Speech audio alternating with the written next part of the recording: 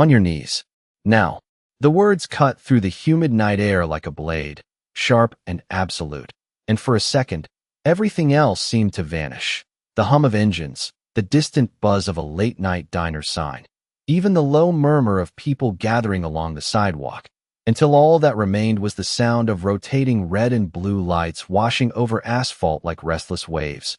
Nia Brooks stood in the middle of the road, the white lane markings glowing faintly beneath her feet, her hands relaxed at her sides. Not raised, not clenched, just still, as if she had stepped into a moment that no longer belonged to time, but to something heavier, something waiting to unfold. Officer Ryan Carter stood 10 feet away, posture rigid, one hand resting near his belt, the other slightly extended as if directing traffic, though there was none now. Only stopped cars, and watching eyes and phones held just a little too high, capturing everything without a sound. The air smelled faintly of hot rubber and city dust, and somewhere behind the crowd, a car door shut with a dull thud that echoed longer than it should have, stretching the silence tighter. I said, "On your knees," Ryan repeated, his voice lower this time, not louder but heavier, as if pressing the command into the space between them, and for a brief flicker of a moment, his eyes met hers, expecting fear, resistance, something familiar. But what he found instead made something in his chest hesitate, just for a fraction of a second, because Nia didn't look afraid. She didn't look defiant either. She just looked present, grounded in a way that didn't match the scene. Her gaze steady, not challenging, not pleading, simply seeing him, and that unsettled him more than shouting ever could. A breeze moved through the street, lifting the edge of her jacket slightly, carrying with it the faint scent of rain that hadn't fallen yet. And somewhere nearby, a child's voice whispered a question that no one answered. Ryan shifted his weight, boots scraping softly against the pavement, the sound too loud in his own ears, and he straightened his shoulders as if correcting something invisible, something internal. "Ma'am, comply, and this goes easy," he added, the script automatic, practiced, the kind of line that had ended dozens of encounters before this one even began. But Nia didn't respond right away. She simply glanced down for a brief moment, not in submission but in thought, as if measuring the ground beneath her, the distance between who she was and what was being asked of her. And then she looked back up, her voice calm, almost gentle. "Do you always do this before asking questions?" The words didn't rise, didn't push, they landed softly, but they lingered in the air longer than anything else had, and a few people in the crowd shifted, a subtle ripple of discomfort passing through them, as if they had just witnessed something they couldn't quite name. Ryan's jaw tightened, not in anger, but in reflex, his training aligning faster than his thoughts, and he took a step closer, closing the distance to about 8 feet now, the flashing lights painting his uniform in alternating shades of authority and uncertainty.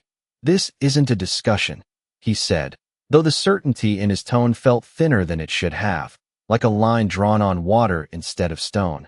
Nia exhaled slowly, the breath visible only in the slight rise and fall of her shoulders. And then, without rushing, without trembling, she began to lower herself, one knee moving toward the pavement, the motion deliberate, controlled, as if she refused to let the act define her, as if even in this, she chose how it would happen. And the moment her knee touched the ground, the entire street seemed to hold its breath, the distant neon flicker reflecting off the smooth surface of the road, framing her in a quiet halo of light. Ryan watched, something tightening behind his ribs, something he couldn't quite label, because this wasn't how it usually felt. This wasn't how it usually looked. Compliance was supposed to bring relief, closure, a sense of control restored, but instead, standing there with the hum of engines idling and cameras silently recording, he felt something else creeping in, something unfamiliar, something that didn't fit the script he had followed for years. Nia kept her back straight, her chin level, her hands resting lightly on her thighs, not slumped, not broken, just still. And in that stillness, there was a quiet strength that didn't announce itself, didn't demand recognition, but existed anyway. Undeniable. A car horn sounded in the distance and quickly died off, as if even the city itself understood that noise didn't belong here anymore. Not in this moment. Not in this space where something invisible had shifted, where a simple command had turned into something heavier, something that neither of them fully understood yet, but both could feel. Ryan swallowed, the movement subtle but real, and for the first time since stepping out of his patrol car, he hesitated, not in action, but in certainty, and that hesitation, small as it was, marked the beginning of something neither of them could take back. The silence did not break, it stretched, thin and fragile, like glass under pressure, and somewhere in the distance a siren passed by without slowing, its fading echoes slipping through the space between them as if the rest of the city had already decided this moment did not belong to it. Nia remained on one knee, steady, her breathing slow and even, the fabric of her jeans brushing lightly against the rough texture of the road, and the cold from the pavement began to seep upward, but she did not shift, did not adjust, as if discomfort was not the point, as if this was something she had already weighed and accepted long before this night ever happened. Ryan noticed the stillness again, the absence of panic, the lack of hurried compliance that usually came with situations like this, and it unsettled him in a way he could not immediately explain, because it removed the rhythm he was used to, the predictable arc of control and resolution, replacing it with something quieter, something that demanded attention rather than reaction. A phone somewhere to his left chimed softly as someone adjusted their grip, and another person whispered, "Just do what he says," but the words felt out of place now, like they belonged to an earlier version of the scene that no longer existed. Ryan shifted his stance again, his boot pivoting slightly, the rubber sole making a faint squeak against the asphalt, and he cleared his throat as if to reset the moment. "Stay right there," he said, though she had not moved, not even an inch, and the redundancy of the command did not escape him. It lingered in the air awkwardly before dissolving into the hum of idling engines. Nia's eyes moved briefly, not away from him, but through him, scanning the space beyond, the people, the lights, the reflections dancing across windshields, and for a second it felt as though she was seeing the entire picture while he was still focused on a single frame. "What is your name, ma'am?" he asked, the question coming out more measured than before, less like a command and more like a step he had almost forgotten to take. And for the first time since the moment began, there was a shift in the balance, subtle but real, because the question acknowledged something the command had not. Nia tilted her head slightly, just enough to register the question, and then she answered. Her voice even, clear, Nia Brooks, the name landing between them with a weight that did not immediately reveal itself, but it lingered, settling into the space like a key placed quietly on a table, waiting to be recognized. Ryan repeated it under his breath, not loudly enough for anyone else to hear. Brooks, as if testing the sound, searching his memory for something familiar, but nothing surfaced right away. Only a faint sense that it should have, that he had heard it somewhere before, and that realization pressed lightly against the back of his mind. A breeze moved again, carrying the faint scent of rain and something metallic, and the red and blue lights continued their steady rotation, painting her face in alternating colors that shifted her expression from warm to distant and back again, like a visual rhythm he could not quite follow. "Do you have identification on you?" he asked, the question automatic, but softer now, less forceful, and Nia gave a small nod, not exaggerated. "Just enough. In my bag, over my shoulder," she said, her tone unchanged, not defensive, not hesitant, simply factual, and she did not reach for it, did not move, waiting instead, allowing him to decide the next step, and that restraint, that patience, added another layer to the unease building in him, because it removed any excuse for escalation, leaving only choice. Ryan glanced briefly at the bag, then back at her, then at the small crowd that had grown thicker along the sidewalk, their faces illuminated by screens and streetlights, their presence quiet but undeniable, and for a moment he became aware of how many perspectives were converging on this single point, how many interpretations were already forming without a single word being spoken. He reached for his radio, fingers brushing against it before pressing the button, the static crackling softly as it came to life. "Dispatch, I need a quick ID check," he said, his voice steady but lower than before, as if the volume itself might change the nature of the request, and as he spoke her name into the radio, Nia Brooks, the syllables carried outward, bouncing back to him in the faint hiss of the channel. And for a brief second, everything paused again, not the world, but his attention, narrowing, waiting. Nia watched him, not with anticipation, not with fear, but with a kind of quiet understanding, as if she already knew that something was about to shift, not because of what he would hear, but because of what he would realize. And in that stillness, with the lights continuing their endless rotation and the night holding its breath just a little longer, the moment edged closer to something neither of them had planned, but both were now standing inside. The radio did not answer right away, only a low static hum filling the space between seconds, and Ryan kept his thumb pressed against the button a moment longer than necessary before releasing it, as if letting go too soon might change what came back. The night seemed to lean in, the crowd quiet but attentive, their presence no longer just background noise but a kind of silent witness. And Nia remained exactly where she was, one knee on the pavement, posture straight, hands resting lightly, her gaze steady on him without urgency, without demand, as if she was allowing time to do what it always does when given enough space. Reveal what people carry beneath their decisions. Stand by. The dispatcher's voice finally came through, calm, routine, unaware of the weight it carried into the moment, and Ryan swallowed subtly, his throat dry in a way that did not match the cool night air, his mind beginning to move faster now, flipping through fragments, training sessions, briefings, names that had passed through his awareness without leaving a mark until now, until this exact point where one of them might suddenly matter. A car engine nearby turned off, the sudden absence of its hum making everything feel sharper, clearer, like the world had adjusted its volume to focus on this one exchange, and a faint breeze lifted a strand of Nia's hair across her cheek before settling again, her expression unchanged, calm in a way that did not seek approval or permission. Ryan glanced briefly at the small screen on his radio, then back at her, then at the growing line of headlights stretching down the street, each one a pair of eyes in its own way, reflecting the scene back at him. And for the first time he became aware not just of what he was doing, but of how it might look, how it might be understood, and that awareness pressed against him, subtle but persistent. The radio crackled again, louder this time, and the dispatcher's voice returned, no longer neutral, carrying a slight shift in tone. Unit 12, confirm subject name again. And Ryan felt it before he even spoke, that small change, that almost imperceptible tightening in the air. Nia Brooks, he repeated, his voice steady but lower, as if saying it softer might somehow keep it contained. There was a pause on the other end, not long, but long enough to stretch, to become noticeable, to plant something in his chest that had not been there before, and then the dispatcher spoke again, slower now, more deliberate. Stand by, Unit 12. And the words landed differently this time, not as routine, but as something that required attention, something that did not fit the usual flow. Ryan's grip on the radio shifted, his fingers adjusting slightly, and he looked at Nia again.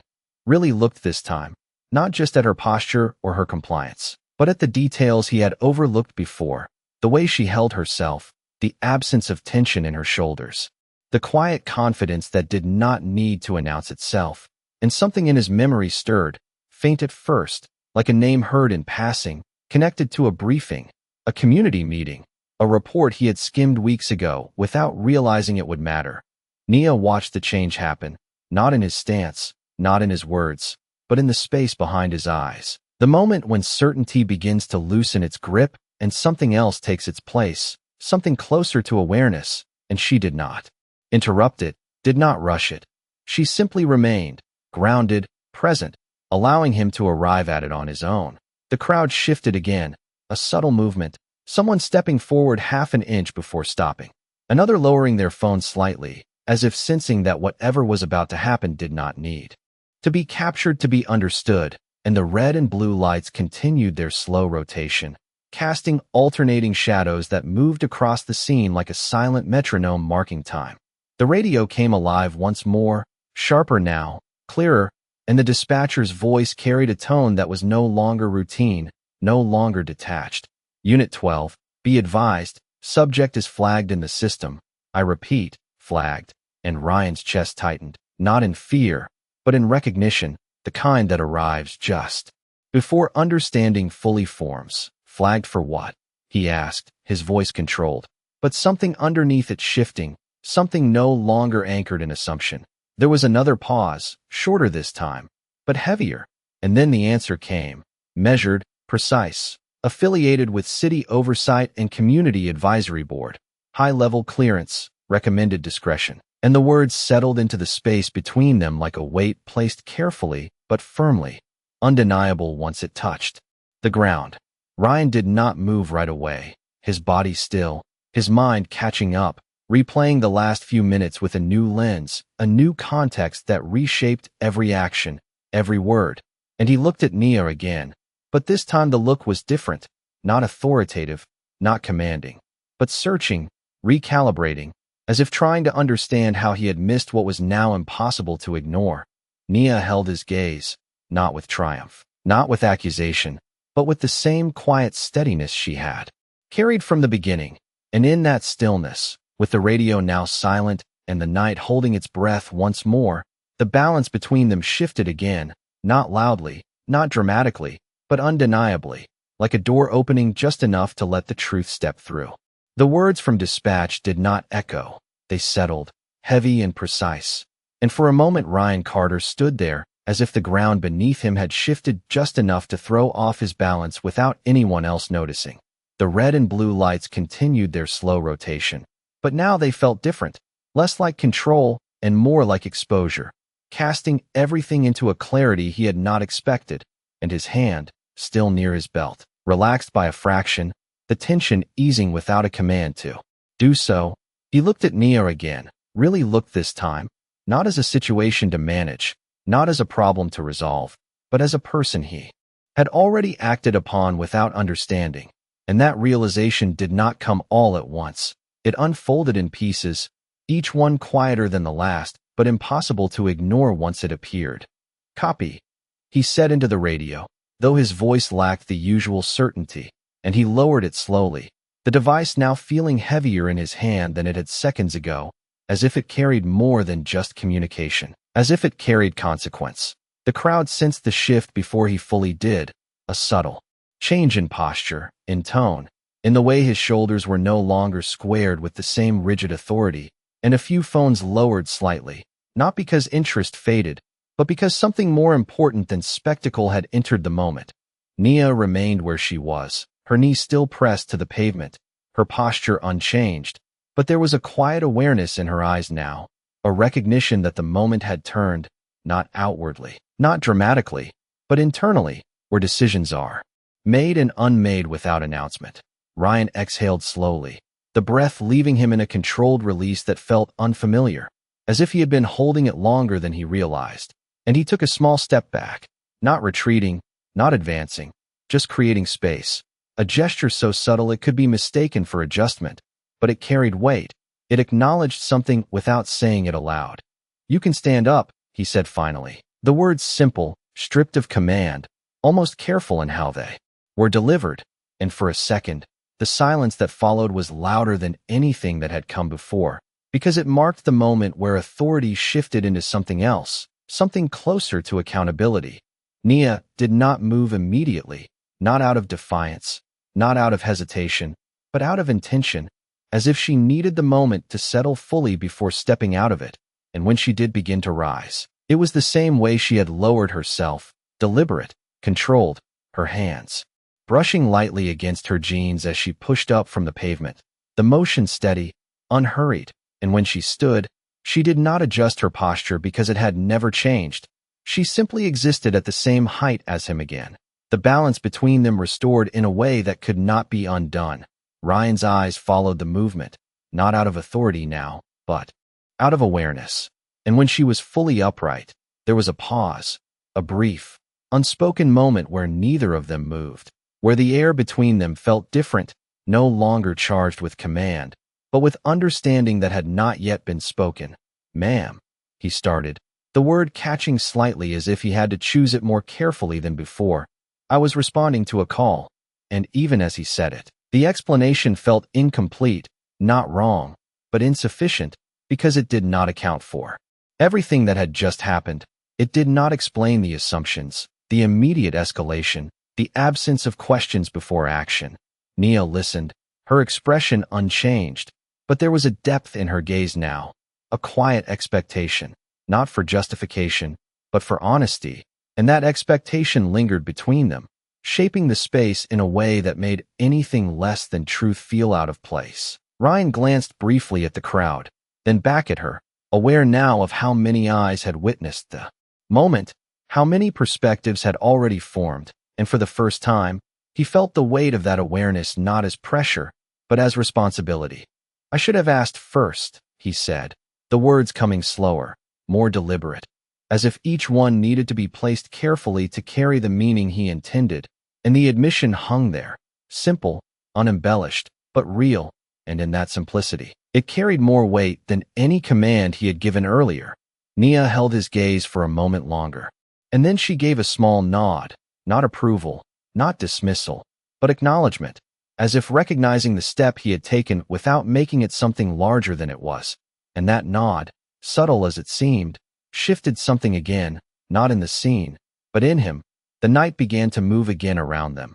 Engines starting, a car inching forward, the distant hum of the city returning as if it had been waiting for permission to continue, and the red and blue lights still turned, but now they felt less like a spotlight and more like a reminder, a quiet pulse marking the moment that had just passed. Ryan lowered his hand fully from his belt, letting it rest at his side, and for the first time since stepping out of his patrol car, he stood without the need to control the space around him. And in that stillness, he understood something he had not been taught in training, something that did not come from procedure or protocol, but from the moment itself, unfolding in front of him, asking him to see it differently, to see her differently, and perhaps to see himself differently too. The space between them did not close. It expanded, not in distance, but in meaning, and for a moment neither of them moved as the world slowly resumed its rhythm around them. Engines humming back to life, tires rolling forward inch by inch, conversations restarting in low voices that carried more reflection than curiosity. Nia adjusted the strap of her bag slightly on her shoulder, a small, practical motion, and the fabric brushed softly against her jacket as if grounding her back into the ordinary after something that had not felt ordinary at all. And yet her posture remained the same, steady, composed, unchanged by what had just happened, as if she had walked through moments like this before and learned long ago how to carry them without letting them alter who she was. Ryan stood facing her, the weight of his earlier commands still lingering in the space between them, not visible, not audible, but present in a way that could not be erased simply because the situation had shifted.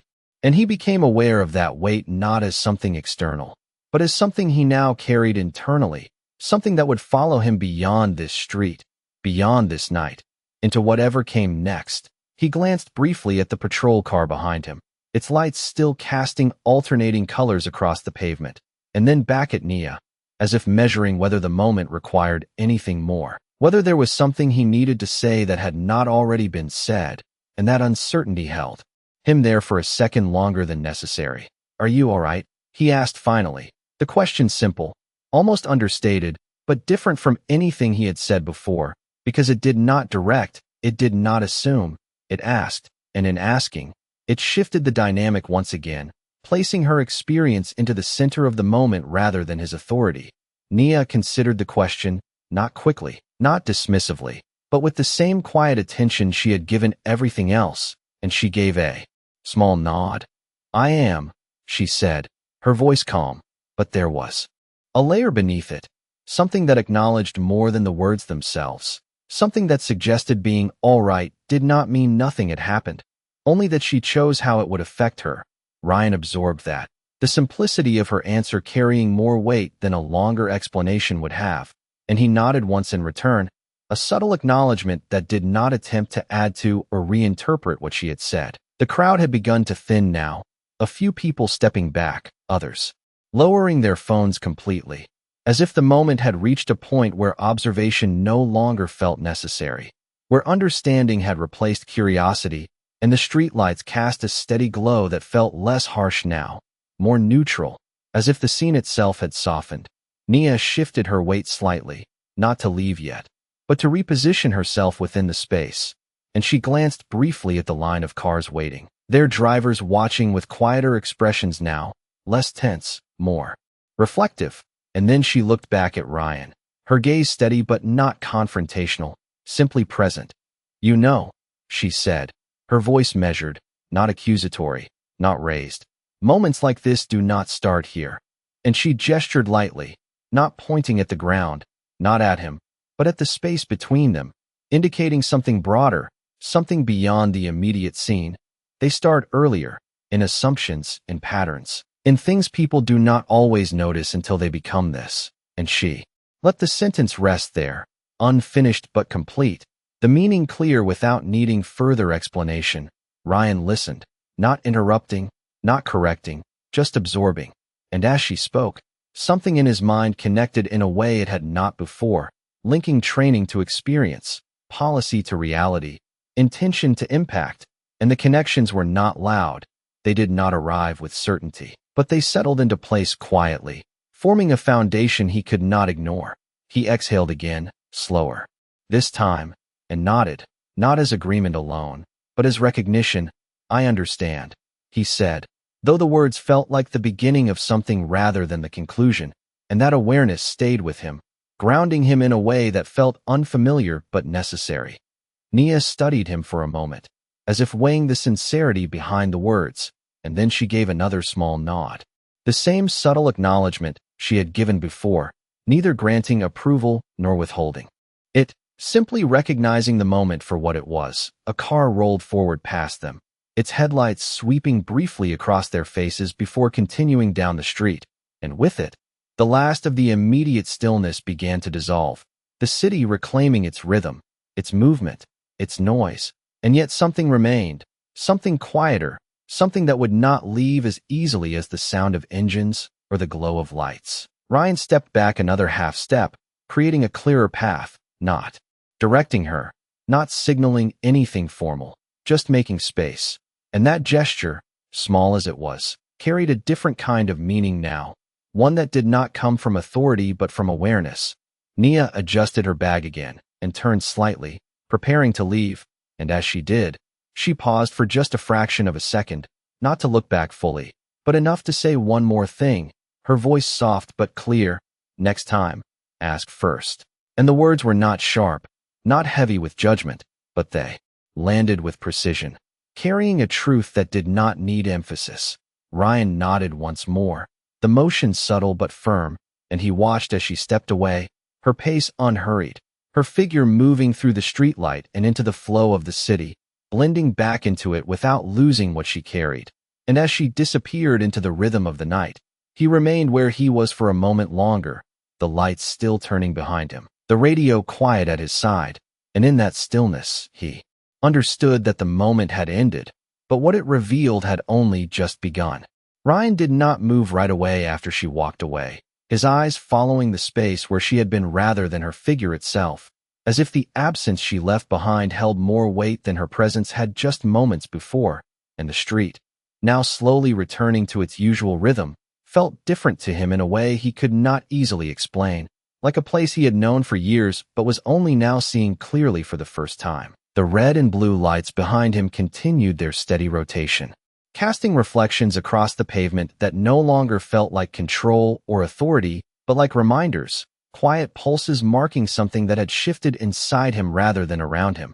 A car passed by at 15 miles per hour, slower than usual, the driver glancing briefly in his direction before continuing on, and Ryan became aware of how visible he had been in that moment, not just to the people standing nearby, but to the entire environment, to the city itself. And that awareness settled into him with a quiet permanence. He turned slightly, looking back at his patrol car, the door still open, the radio faintly humming with low static, and for a second, he just stood there, letting the sounds of the night fill in the silence that had stretched between decisions, between actions, between what had happened and what it meant. He reached up and turned off the overhead lights, the sudden absence of red and blue washing the street in a more natural glow, the steady white of street lamps replacing the flashing intensity. And the change was immediate, not just visually but emotionally, as if the scene itself had exhaled, released from something it no longer needed to hold.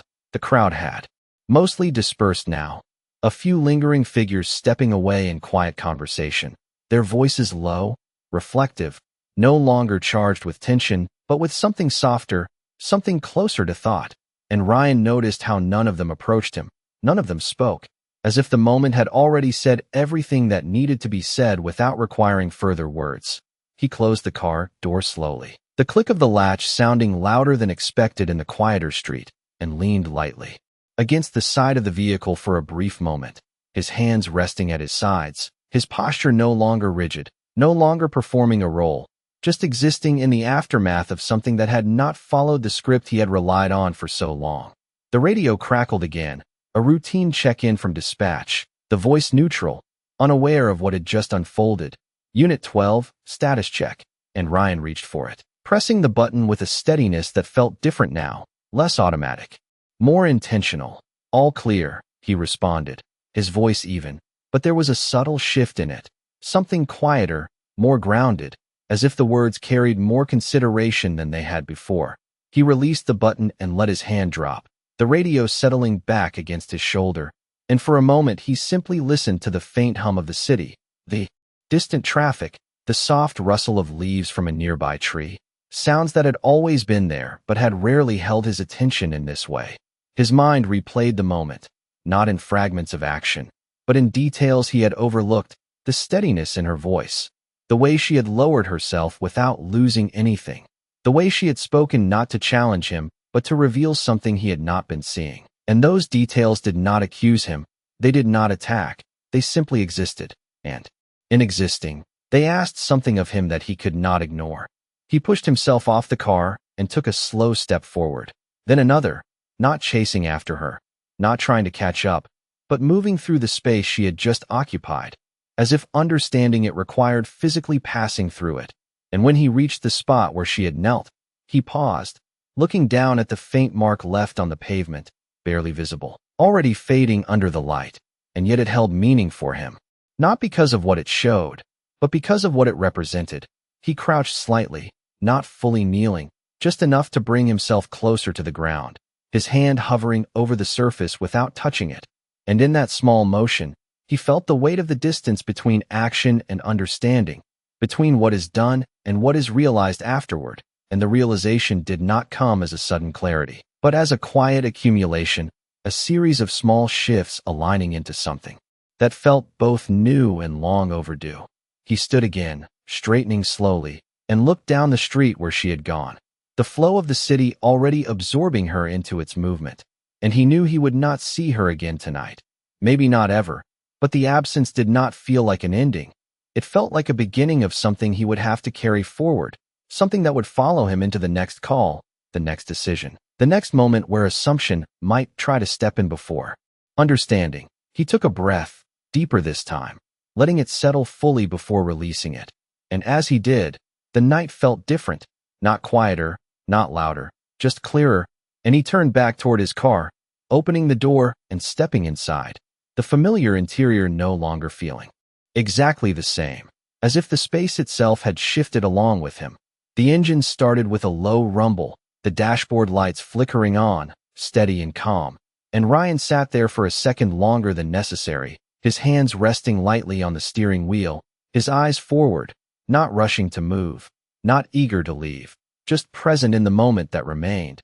And as he finally pulled away from the curb, merging back into the slow flow of traffic, there was no urgency in his movement, only intention, a quiet, steady awareness guiding him forward into a night that had not changed, but that he now understood in a way he had not before.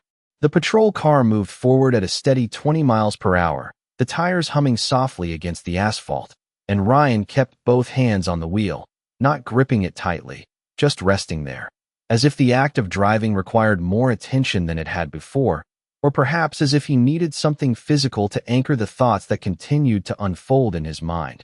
The streetlights passed overhead in even intervals, casting brief bands of light across the windshield, each one illuminating the interior for a fraction of a second before fading again. And in those flickers, his reflection appeared and disappeared, a quiet reminder that he was still inside the same uniform, still in the same role, but not entirely the same person who had stepped out of the car minutes earlier. The radio remained quiet.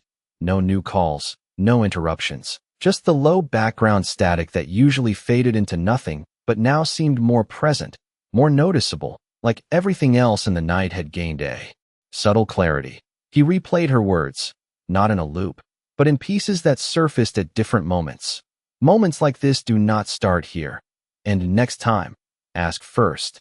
And each time they returned, they did not feel like criticism. They felt like direction, simple, unadorned, but precise in a way that made them difficult to ignore.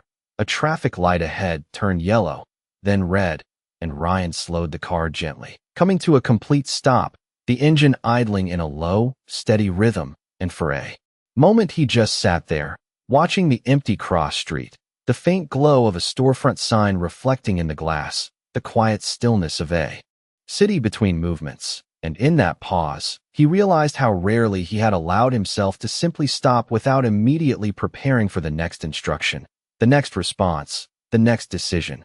He leaned back slightly in his seat, exhaling slowly, and the tension he had not fully noticed before began to ease, not disappearing, but loosening enough to be felt, enough to be acknowledged. And as he sat there, the memory of her posture returned to him, the way she had lowered herself without shrinking, the way she had remained present without resisting. And it struck him that strength did not always look like defiance. Sometimes it looked like stillness, like control, like knowing who you were even when someone else did not. The light turned green, and he pressed the accelerator lightly, the car moving forward again, merging back into the slow rhythm of the city. And as he drove, he passed familiar landmarks. A gas station on the corner, a small grocery store with its lights still on, a bus stop with a single person waiting, and each place felt slightly different now, not because they had changed, but because his attention had shifted, because he was seeing them not just as locations on a route, but as spaces where moments like the one he had just experienced could happen, quietly, unexpectedly, shaped by choices that seemed small in the moment but carried weight beyond it. His radio crackled briefly, a different unit checking in, their voice casual, routine, and he listened without responding, aware of how normal it all sounded, how unchanged the system continued to operate. And yet inside him, something had shifted, something that would not easily return to the way it had been. He reached up and adjusted the rearview mirror slightly, the movement small but deliberate. And as he did, he caught his own eyes for a second longer than usual, not just a glance, but a look, a moment of recognition. And there was no judgment there, no immediate conclusion, just awareness, a quiet acknowledgement that he had more to understand than he had realized. The road ahead stretched out under the steady glow of streetlights, and the car moved smoothly along it, the speed consistent, the motion controlled. And for the first time that night, Ryan did not feel the need to rush, did not feel the pressure to move quickly from one moment to the next. Instead, he let the pace settle, let the silence exist without filling it. And in that silence, the weight of what had happened did not feel overwhelming. It felt instructive, like something placed in his path not to stop him, but to change how he moved forward.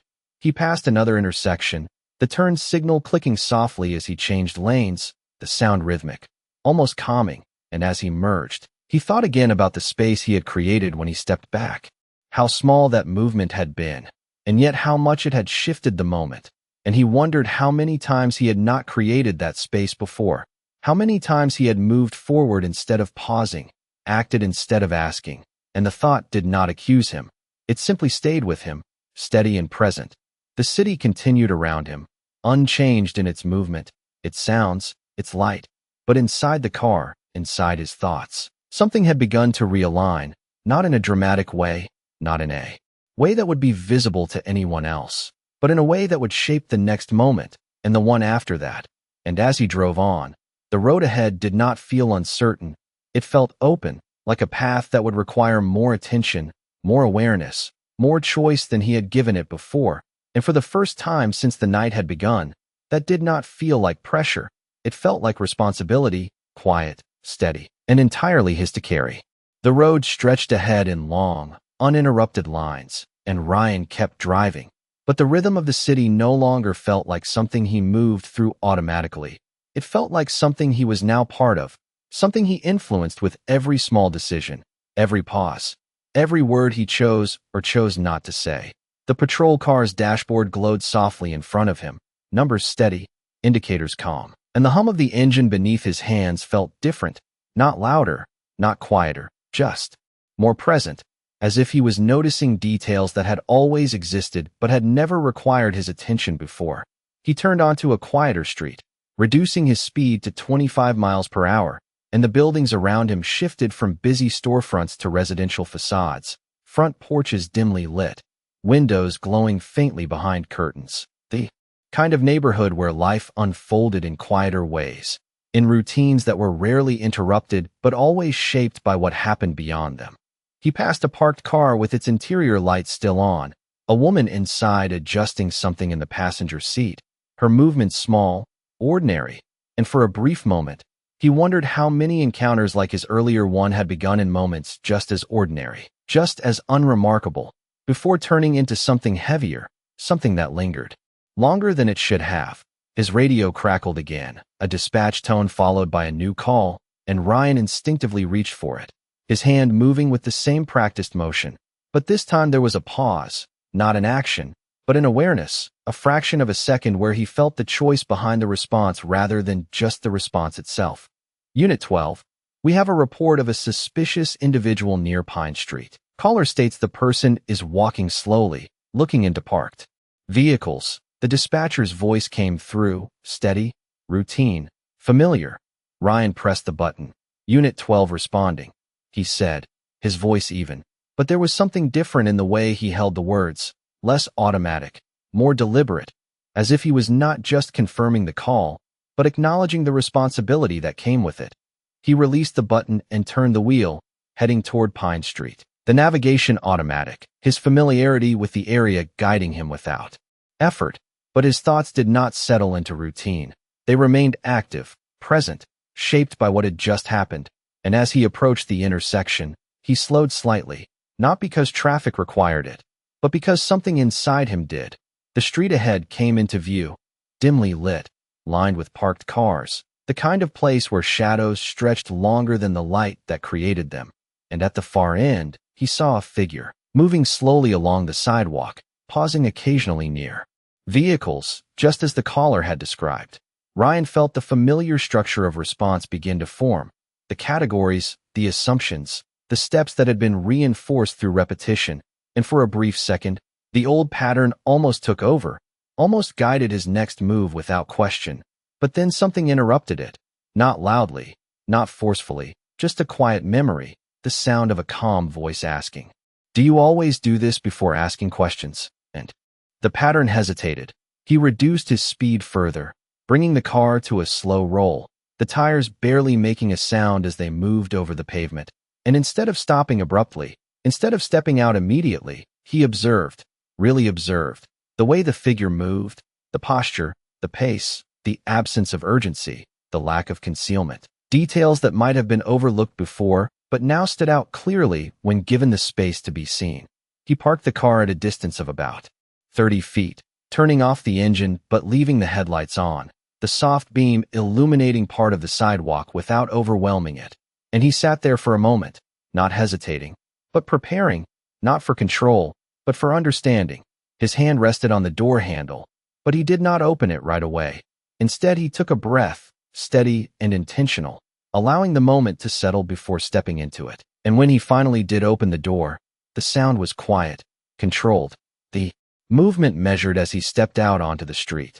The night air met him again, cool, carrying the faint scent of grass and distant rain, and he closed the door gently behind him, not with urgency, not with force, just enough to signal his presence without disrupting the space. The figure ahead had not reacted yet, still moving slowly, unaware or unconcerned, and Ryan began to walk forward, his pace steady, his posture open, his hands visible at his sides. And as he approached, he spoke, his voice clear but calm. "Hey there, sir. Can I ask what you are doing out here tonight?" And the words felt different as they left him, not because they were new, but because they came first, before anything else, before assumption, before command. And as they settled into the quiet street, Ryan felt the shift again, subtle but real, the difference between reacting and engaging, between control and connection, and in that difference, something had changed, not just in the moment, but in him, shaping the way he moved forward, one question at a time. The man turned slowly at the sound of Ryan's voice, not startled, not defensive, just aware, as if he had expected someone to speak eventually. And the streetlight above him cast a soft amber glow across his face, revealing lines that spoke more of fatigue than intent, more of distance traveled than trouble caused. He held a small plastic bag in one hand, loosely, not gripping it, and his other hand remained at his side, open, visible, his posture relaxed in a way that did not match the description Ryan had received, and for a moment, Ryan simply observed, letting the details settle before forming a conclusion. "Evening," the man replied, his voice steady but quiet, carrying a tone of caution that felt earned rather than reactive, and he glanced briefly at the patrol car before looking back at Ryan, not avoiding eye contact, but not holding it too long either, as if balancing awareness with restraint. Ryan stopped about 10 feet away, maintaining distance without creating tension, his stance open, his hands still visible, and he nodded slightly, acknowledging the man's response. "We got a call about someone checking out cars around here," he said, his tone conversational, not accusatory, and the words landed differently than they might have before, because they were offered as context, not judgment. The man looked down at the bag in his hand, then back up, a small, almost apologetic expression crossing his face. "I get why that might look strange," he said, shifting his weight slightly on the sidewalk. "I am just looking for my sister's car. She told me she parked somewhere along this block, but I have not been here before," and as he spoke, his eyes moved briefly along the line of vehicles, scanning them again, the motion consistent with his explanation, unhurried, unhidden. Ryan listened, not interrupting, not rushing to verify or dismiss, just taking in the information as it was offered, and he noticed the details now more clearly. The way the man's gaze lingered on certain cars longer than others, the way his movements aligned with someone searching rather than someone concealing, and the difference, subtle as it was, mattered. "Do you know what kind of car she drives?" Ryan asked, his voice still calm. The question simple, practical, and the man nodded. "Blue sedan, older model. She said it has a dent on the back left side." And he gestured lightly as he spoke, indicating the area on an imaginary car, his movements natural, unforced. Ryan glanced down the street, his eyes scanning the parked vehicles, and about halfway down the block, he spotted a car that matched the description. The faint outline of a dent visible under the streetlight, and he pointed gently in that direction. "That one over there, about 50 feet down. Does that look like it might be it?" And the man followed his gesture, his eyes focusing, then widening slightly in recognition. "Yeah, that is it," he said, a small sense of relief entering his voice, and he took a step in that direction before pausing, looking back at Ryan as if seeking confirmation that it was all right to continue. Ryan gave a small nod. "Go ahead," he said, the words simple, but they carried a different kind of authority now, one that did not restrict but allowed, and the man nodded in return, a quiet acknowledgement, before continuing down the sidewalk at the same steady pace. Ryan remained where he was for a moment, watching as the man approached the car, reached into his pocket, and unlocked it with a soft click, the headlights flashing briefly in response, confirming the explanation without the need for further questioning. The street remained calm, the earlier tension absent, replaced by a quiet clarity that felt almost ordinary. And yet Ryan knew it was not the situation that had changed, it was the way he had moved through it, the way he had allowed space for understanding before acting, the way he had asked before assuming. He turned slightly, looking back at his patrol car, then down the street once more, and for a brief second, the memory of the earlier encounter surfaced again, not as a weight this time, but as a reference point, a reminder of how easily moments could shift depending on the choices made within them. The man closed the car door and gave a small wave in Ryan's direction, a simple gesture of thanks, and Ryan returned it with a nod. Nothing more needed, nothing more required. And as he walked back toward his patrol car, the night felt steady, balanced, not because it had changed, but because he had, and in that quiet shift, the difference was undeniable, not loud, not dramatic, but real, shaping the way each moment unfolded, one question, one choice, one pause at a time. Ryan sat back in the patrol car for a moment before starting the engine again, his hands resting lightly on the steering wheel as he watched the quiet street settle into its natural rhythm. The man, now inside the blue sedan, the interior light glowing faintly before fading as the door closed. And for a brief second, everything felt still, not empty, but complete, like a moment that had resolved itself without force. He turned the key and the engine responded with a low, steady hum. Familiar, yet somehow different now. And as he pulled away from the curb, easing back into the flow of the road, his mind did not rush ahead to the next call. It stayed present, anchored in what had just happened, in the contrast between what could have been and what was, in the quiet realization that the difference had come from something as simple as a question asked at the right time. The streetlights stretched ahead in a straight line, guiding his path through the neighborhood, and each one passed over the windshield in a steady rhythm. Light then shadow, like a visual reminder of the choices that shaped every moment. The ones made quickly and the ones made with pause. His radio remained silent for now. No immediate calls, no urgent tones, just the faint background presence that had always been there. And Ryan found himself not waiting for it, not anticipating interruption, but instead allowing the quiet to exist, allowing his thoughts to settle without needing to be pushed aside. He thought again about the earlier encounter, not with tension this time, not with discomfort, but with clarity. The way the moment had unfolded, the way it had shifted, the way it had revealed something he had not been seeing before, and the realization did not feel heavy anymore.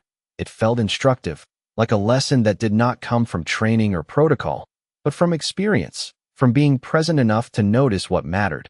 He slowed slightly as he approached another intersection, checking both directions even though the road was nearly empty, his movements more deliberate now, not because he doubted his instincts, but because he understood the value of slowing down, of creating space before acting. And as he continued forward, he passed a row of parked cars, their surfaces reflecting the streetlights in soft, distorted patterns, each one a reminder of the earlier call, the assumptions that could have been made, the outcome that could have followed, and the difference that had come from choosing a different approach. His grip on the steering wheel remained steady, relaxed, and as he drove, he noticed how his attention had shifted, not scanning for threats, not anticipating problems, but observing, taking in the environment as a whole, the movement of the city, the quiet interactions that happened without notice, the small details that often went unseen but shaped the larger picture. He passed a late-night convenience store, its windows bright against the dark street. A couple of people standing outside talking quietly, and for a moment, he watched them as he drove by, not with suspicion, not with assumption, just with awareness, recognizing that every scene held more than what appeared at first glance. The road curved slightly ahead, and he followed it, adjusting his speed naturally, his movements smooth, unforced, and as he did, he realized that nothing about the night itself had changed. The city was the same, the calls would continue, the situations would vary, but what had changed was how he moved through it, how he chose to engage, how he allowed space for understanding before stepping into action. His radio finally crackled again, a routine dispatch tone breaking the quiet, and he reached for it, pressing the button with the same steady motion as before, but this time there was no rush behind it, no immediate assumption attached, just readiness. Unit 12, he responded, his voice calm, grounded. And as the dispatcher began to relay the next call, Ryan listened fully, not just to the words, but to the space around them, the context, the details that might shape what came next. He acknowledged the call and adjusted his route, turning onto the next street, the headlights illuminating the path ahead. And as he drove, there was a quiet certainty in his movements, not the rigid certainty of control, but the steady certainty of awareness, of knowing that each moment would ask something of him, and that he now had a choice in how he answered. The city continued around him, unchanged in its pace, its sound, its light. But inside the car, inside his thoughts, the shift remained, subtle but constant, guiding him forward, not as a burden, but as a responsibility he carried willingly, shaping each decision, each word, each pause. And as the patrol car moved steadily through the night, the difference was not in where he was going, but in how he would get there, one moment at a time. The patrol car turned onto a broader avenue, the kind lined with older trees whose branches stretched over the road like quiet arches, their leaves barely moving in the soft night air, and Ryan eased his speed to match the steady flow of traffic, the engine settling into a low, consistent hum that felt almost like breathing.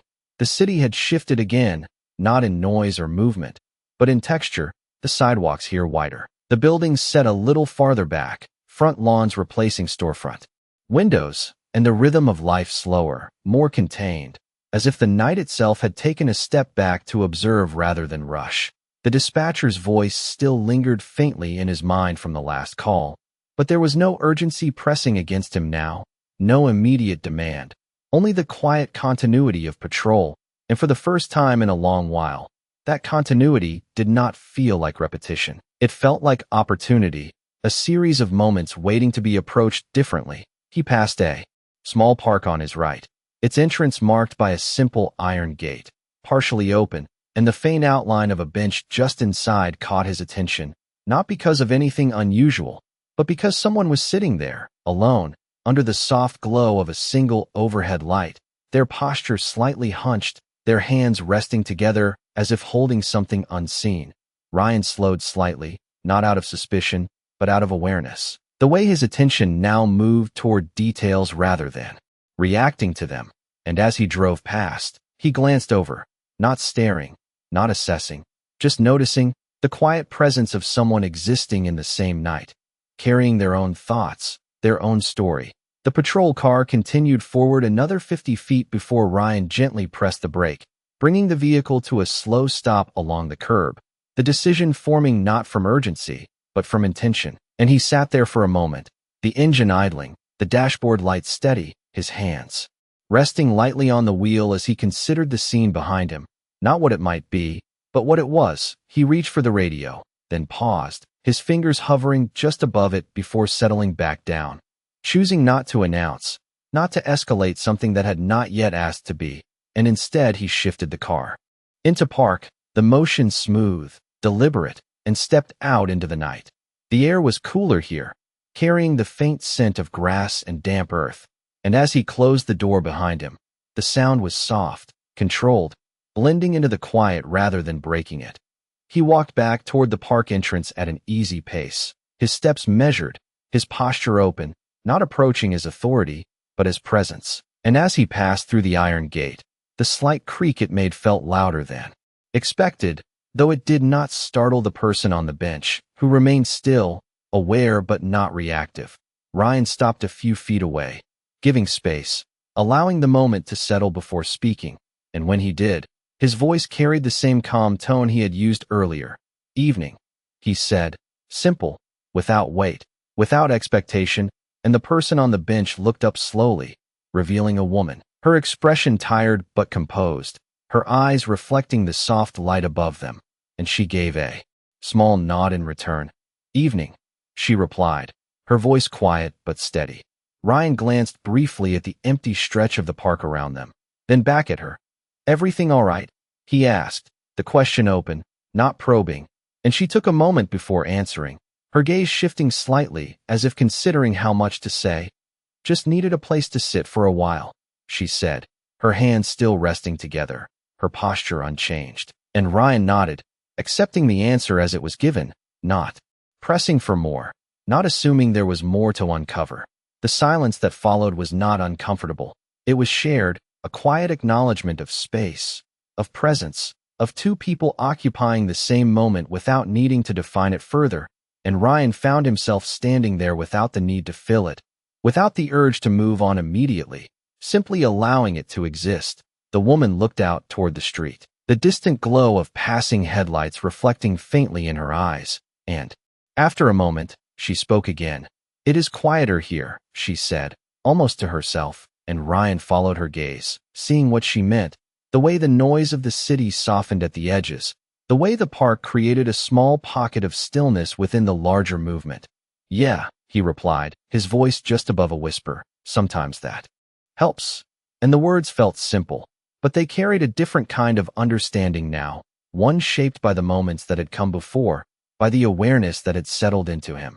And as they stood there, the night continued around them, steady, unchanged, yet somehow deeper, as if every quiet interaction held the potential to shift something unseen, something that did not need to be announced to be real. The quiet between them did not feel empty. It felt full, like something that did not need to be spoken to be understood, and Ryan remained standing a few feet away from the bench, not imposing, not retreating, simply present in a way that did not ask anything of the moment. The woman's gaze stayed forward, following the faint glow of headlights passing beyond the park, and the light brushed across her face in soft intervals, revealing the calm surface of someone who had learned how to sit with her thoughts without needing to explain them. Ryan shifted his weight slightly, the grass beneath his boots soft, almost silent, and for a brief second, he considered stepping away, leaving her to the stillness she had chosen. But something held him there, not obligation, not curiosity, but recognition, the understanding that sometimes presence itself carried meaning. "Long night?" he asked quietly, the question simple, not intrusive, and the woman let out a small breath, not quite a laugh, not quite a sigh, something in between that carried more feeling than sound. "Something like that," she replied, her voice steady but layered, as if the words were only the surface of something deeper. Ryan nodded once, not pressing, allowing the answer to exist as it was, and he glanced around the park again, the empty paths, the still trees, the faint rustle of leaves that moved just enough to remind him the world had not stopped, only slowed. The woman shifted slightly on the bench, her hands moving apart before resting again, and she turned her head just enough to look at him directly for the first time, her eyes searching not for authority, not for answers, but for sincerity. And in that brief exchange, Ryan felt the same awareness he had felt earlier in the night, the moment when a situation was no longer about control, but about connection. "You stopped," she said, not as a question, but as an observation. And Ryan tilted his head slightly. "What do you mean?" he asked, and she held his gaze for a moment longer before answering. "Most do not," she said, her tone calm, matter of fact. "They pass by, or they tell you to move along, or they assume something needs to be fixed." And she paused briefly, not for emphasis, but because the thought itself required space. "You just stopped." And the simplicity of her words settled between them, carrying a quiet weight that did not need to be expanded. Ryan absorbed that, the statement landing in the same place as the others had earlier, not as praise, not as judgment, but as reflection, something that showed him what his actions looked like from the outside, something he had not always considered. "I guess I am trying to do that more," he said, his voice low, not defensive, not explanatory, just honest. And the woman gave a small nod, as if that answer made sense, as if it aligned with something she recognized. The night deepened around them, the distant sounds of the city softening further, and for a moment, neither of them spoke, the silence returning, but it felt different now, shared rather than separate, intentional rather than incidental. Ryan glanced down at the ground, then back at her, and there was a brief hesitation, not uncertainty, but consideration, the kind that came from wanting to say something that mattered without overstepping the moment. "You sure you are okay sitting out here?" he asked, the question gentle, not pressing, and she smiled slightly, a small, genuine expression that did not linger but did not need to. "I am," she said, and this time the answer carried a little more ease, a little more lightness, as if the simple act of being asked without assumption had shifted something small but real. Ryan nodded again, accepting that, and he took a half step back, not leaving yet, but creating space, the same quiet gesture he had learned to use, the one that allowed moments to breathe rather than crowding them. And the woman leaned back slightly against the bench, her posture relaxing just enough to show that the tension she had been holding was easing. "Take care," Ryan said after a moment. The words simple, not formal, not procedural, and she nodded in return. "You too," she replied, her voice steady, and there was a subtle warmth in it now, not directed at him personally, but at the moment itself, at the way it had unfolded without force, without assumption. Ryan turned then, walking back toward the park entrance at the same measured pace he had approached, the iron gate creaking softly as he passed through it. And when he reached the patrol car, he paused for just a second before opening the door, glancing back once more at the bench, at the quiet figure seated there, and the scene felt Complete, not resolved in a dramatic way, but settled, like something that had found its place without needing to be pushed there. He stepped into the car and closed the door gently behind him, the interior wrapping around him in familiar shapes and sounds. And as he started the engine again, the low hum filled the space, steady and calm, and he sat there for a moment longer, not rushing, not reaching for the radio, just allowing the stillness to linger before moving forward, carrying with him the quiet understanding that sometimes the most important thing he could do was not act, not control, but simply stop, see, and let the moment reveal itself before deciding what came next. The engine idled for a few seconds before Ryan eased the patrol car back into motion, the tires rolling softly over the pavement as he pulled away from the curb, and the park behind him slipped gradually out of view, the faint outline of the bench and the woman seated there fading into the quiet glow of the streetlights. The night had not changed. The city still moved with its steady rhythm, cars passing, signals shifting, distant voices rising and falling in the background, but something within him had settled into a new kind of clarity, not loud, not overwhelming, just present, like a steady current guiding each thought, each action, each pause. He drove without urgency, maintaining a consistent speed, the road ahead stretching out under the familiar pattern of lights, and his hands rested calmly on the steering wheel.